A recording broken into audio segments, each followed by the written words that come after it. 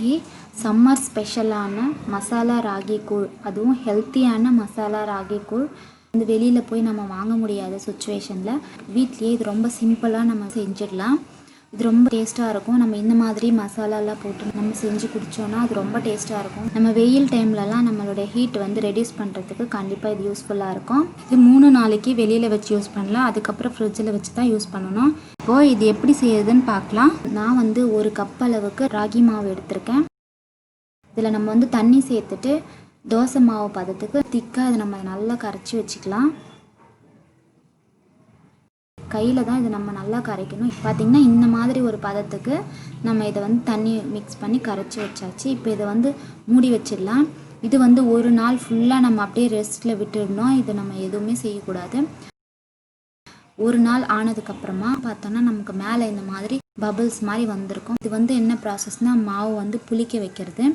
இந்த மாதிரி புளிச்சதுக்கு அப்புறமா நம்ம கூழ் செஞ்சோன்னா அந்த கூழ் வந்து ரொம்ப டேஸ்ட்டாகவும் இருக்கும், உடம்புக்கும் ரொம்ப நல்லது.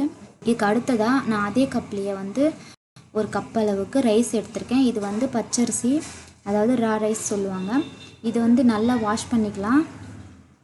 இது தண்ணி சேர்த்துட்டு ஒரு 5 தடவை இதை நல்லா நம்ம வாஷ் பண்ணிக்கலாம். நம்ம பாயில் ரைஸ் சேர்த்தும் கூழ் செய்யலாம். அது மட்டும் இல்லாமல் நொய் கிடச்சிதுன்னா அதில் நம்ம கூழ் செஞ்சோம்னா அது ரொம்ப டேஸ்ட்டாக இருக்கும். அதாவது புரோக்கன் ரைஸ், அதுவும் நம்ம செய்யலாம். இப்போ இது வாஷ் பண்ணியாச்சு. இது சைடில் வச்சிடலாம். இப்போ இதுக்கு அடுத்த ஸ்டெப்பு, இந்த மாதிரி ஒரு பாத்திரத்தில் இந்த கப்லேயே வந்து ஒரு 5 அல்லது 6 கப் அளவுக்கு நம்ம தண்ணி சேர்த்துக்கலாம். இதை மூடி வச்சிடுறேன். இது வந்து நல்லா பாயில் ஆகணும். அந்த தண்ணி கொதிக்கிற ஸ்டேஜில் நம்ம அரிசி எல்லாத்தையும் சேர்த்துடலாம். சேர்த்ததுக்கப்புறமா இது நல்லா வந்து நமக்கு வேகணும் அந்த ரைஸு. இப்போ பார்த்திங்கன்னா இப்போ தான் கொஞ்சம் கொஞ்சமாக நமக்கு ஸ்டார்ட் ஆகுது வேகிறதுக்கு.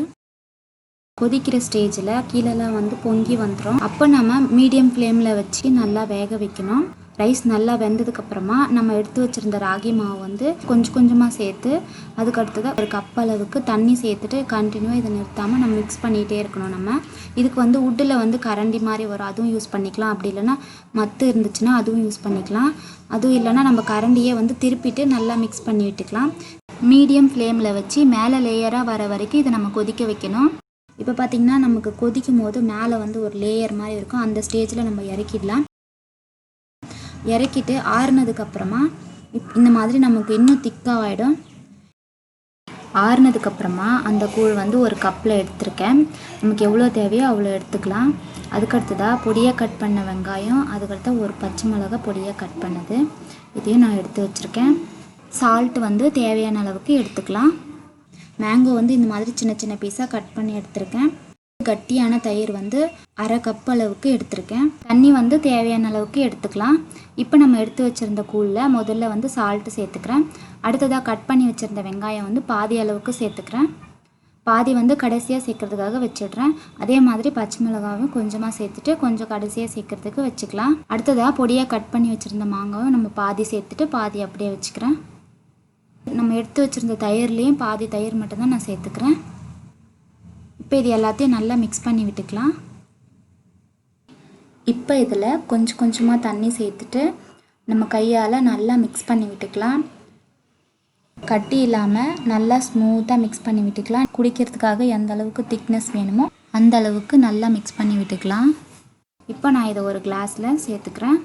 நம்ம மீதி வச்சுருந்த வெங்காயம் பச்சை மிளகாய் எல்லாத்தையும் நான் இதில் சேர்த்துக்கிறேன். அடுத்ததாக மாங்காவும் இதிலேயே சேர்த்துடுறேன். அதுக்கு மேலே தயிர் கொஞ்சமாக சேர்த்துக்கலாம். சம்மர் ஸ்பெஷல் ஹெல்த்தியான மசாலா ராகி கூழ் ரெடி ஆயிடுச்சு. கண்டிப்பாக இதை நீங்களும் உங்கள் வீட்டில் ட்ரை பண்ணி பாருங்கள். இதனுடைய ஃப்ளேவர், இதனுடைய டேஸ்ட்டு ரொம்ப ரொம்ப நல்லாயிருக்கும். கூழ் பிடிக்காதவங்களுக்கு கூட நம்ம இந்த மாதிரி செஞ்சு கொடுத்தோன்னா கண்டிப்பாக குடிச்சிருவாங்க. ஒரு தடவை நம்ம இந்த மாதிரி டேஸ்ட் பண்ணிட்டோன்னா அந்த டேஸ்ட் ரொம்ப பிடிச்சிரும். அதுக்கப்புறம் இது அடிக்கடி நமக்கு குடிக்கணும்னு தோணும். அந்த அளவுக்கு இதனுடைய ஃப்ளேவர், டேஸ்ட்டு ரொம்ப நல்லாயிருக்கும். இந்த வீடியோ பிடிச்சிருந்ததுன்னா லைக் பண்ணுங்கள், உங்கள் ஃப்ரெண்ட்ஸ் எல்லாருக்கும் ஷேர் பண்ணிவிடுங்க. மறக்காமல் கீழே இருக்கிற ரெட் கலர் சப்ஸ்கிரைப் பட்டனை ப்ரெஸ் பண்ணிவிட்டு கூடவே வர பெல் ஐக்கானையும் கிளிக் பண்ணி வச்சுக்கோங்க. அப்போ தான் அடுத்தடுத்து நான் போடுற வீடியோக்கள் உங்கள் மொபைலுக்கு நோட்டிஃபிகேஷனாக வரும். Okay friends, thanks for watching.